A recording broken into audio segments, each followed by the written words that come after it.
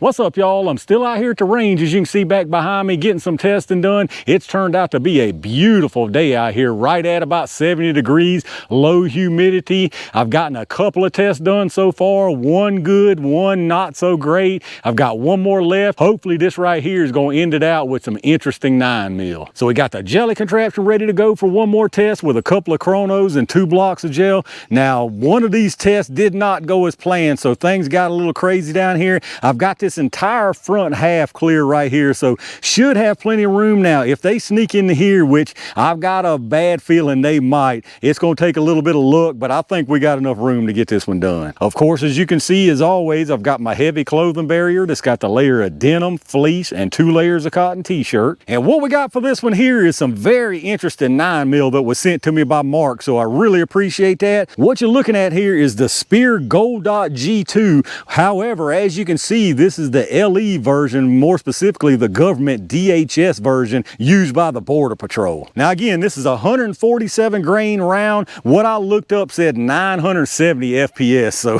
y'all know me, that ain't even close to spicy enough for what I'm looking for. That's just barely cracking 300 foot-pounds. I mean, I guess they've got to make it weak enough though for all the DEI hires to be able to run the stuff. But here's a look at your cartridge, nice nickel plated case with that G2 projectile that's got the clear goo in it, the elastomer. Now as you'll see, this one's got a black coating on it. The only purpose from what I read everywhere on that was just identification purposes. That's all it's for. It doesn't add any kind of performance at all, just a black coating for identification. And now what we're going to run these out of is pretty much exactly what they're meant to be run from. First one we got here is the G17. Now more specifically, they would have used a G47 or do use the G47, but same exact thing basically. You just an MOS on the 47, a couple little ergonomic changes. Same barrel length though, 4.5-inch barrel on that one. And then also we've got the G19 here, this one with the 4-inch barrel. Now I'd be lying if I said I thought these were going to do a good job, because I really don't. I don't have much hope at all for this stuff.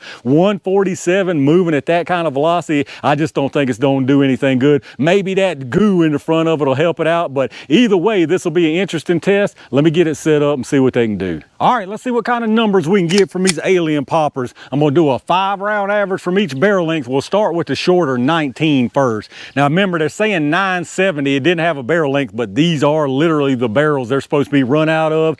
You will see multiple numbers from this radar. The large numbers right here at the muzzle, and then you've got 5 across the bottom. The first one there is set up for 3 yards, which is roughly where the gel is here at 10 feet. And then I've got the other set for 10, 15, 25, and 50 yards. So I don't expect to see the 970 here. Honestly, I don't expect to see it from the 17, but I definitely don't expect to see it here. Let's see how much we do get. Yeah, that's light right there, buddy. 951, not far off from the 970. 946, this is so light. 958, 963, and 942. I mean, it was pretty close to that 970. And again, this is a shorter barrel of the two, but this is some light stuff right here, buddy. Let's check out the average. All right, so our 5-round average right there was 952 feet per second. We actually had a high of 963. Extreme spread was 22 with an 8.9 standard deviation. So, I mean, I would say you got to give them credit for this stuff so far as velocity doing what it claims, because we're right there. I mean, we almost hit the 970 on one of them, and I'm sure they got that 970 from the longer G17 size barrel. Don't get me wrong though, I still don't think that's looking good for a 147 grain goo-filled projectile. Let's get it reset and see what the 17 does. All right, let's see what happens with a little more barrel. Based on that right there, we should be all over that 970 with every one of these rounds. We may dip below it on 1 or 2, but we'll probably be all over it. So light. 1007, 991, 1002, 1011, and 994, so we exceeded that 970. I'm definitely glad to see that. Let's check out the average. All right, so we exceeded that 970 right here. We had 1,001 average. Even the lowest one was 991, so every one of them was over the 970. A 20 extreme spread with an 8.6 standard deviation. So once again, pretty nice consistency from both of these barrel lengths. 1,001 right here, and if you remember out of the G19, it was 952, so you're talking about 49 feet per second difference, only a half-inch barrel, but it's a 147 grain projectile, so that probably adds up. All that being said, I just don't know. I still don't know about this 147 grain projectile with that goo in the front. I don't have good hopes for this stuff, especially out of the 19, but let's get this stuff reset. Y'all know what time it is. All right, y'all, it's send them home jelly time. I'm gonna put one through each barrel length, starting with the little G19 here first. Again, I don't have good hopes for this stuff. I really do hope I'm wrong, but I don't think we're going to see anything exciting right here. All right, I can't really tell from here. Let me go check it out.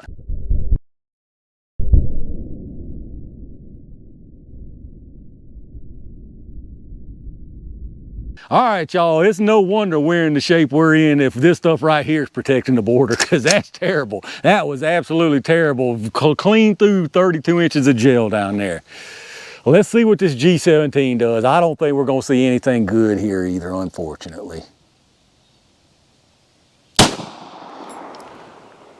I might have went really close to that other one. Let me go see what I got.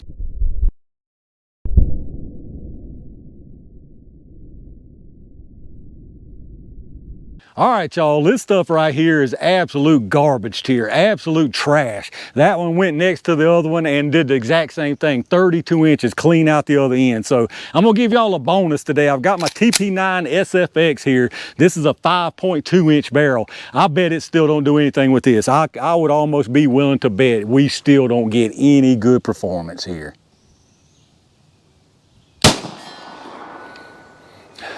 I did hit the 25-yard target, so that tells you right there, it went clean through 32 inches of gel. Let's go check this stuff out.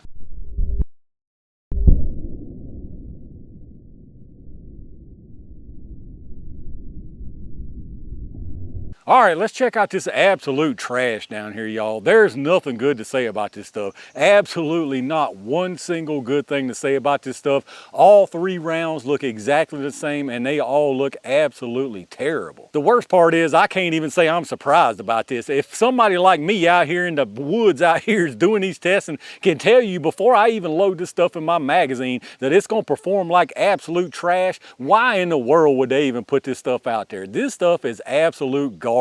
It really is a shame because I was pretty excited when I got these. They look really cool. I mean, just the whole thing about them being the Border Patrol rounds, but as you can see, these things are just trash. It's really not even worth me going one by one because as you can see, they all look the same. They come in here just very minimal disruption just because there's a projectile going through the gel here. All three of them, the other ones behind this, they're all completely separate. I'll show you some different angles, but all three of them into this second block, straight line. There was no tumbling, there was no nothing at all, just a straight little pencil line all the way through this second block and out the end. But here's your close-up look at them from the side first, at least.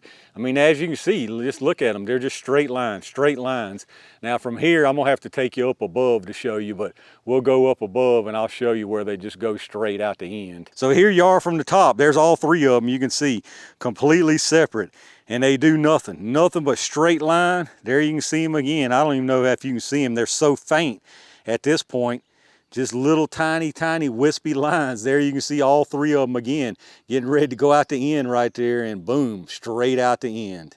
All right, y'all, that right there is a wrap for some absolutely pathetic DHS ammo to end out the day. This would have been the part where we took a look at the projectiles, but as y'all saw, them things are probably headed halfway down to the border by now. Absolute trash. This stuff is absolute trash all the way up to a 5.2 inch barrel. I know people might say, well, try them out of a carbine, and I probably will try them out of a carbine once I get on my carbine testing, but even then, it doesn't even matter. If these things can't do what they need to do from a 5.2 5.2-inch barrel. This stuff is absolutely pathetic, and it's an absolute shame that Speer would even put this stuff out on the market. But let me know what y'all think about it down in the comments. Those y'all that run 9mm, what do you think about the performance from this stuff? 147 grain weight, what do you think about running 147? I personally don't care for 147 to begin with. I think that was the first mistake they made right there. And then to top it off with the mediocre velocity and energy, and then the goo in the front of it, just a plethora of issues with this stuff right here, if you ask me. But let me know down in the comments what y'all's thoughts are. A reminder once again, if you're doing any kind of shopping, check out those affiliate links down in the video description.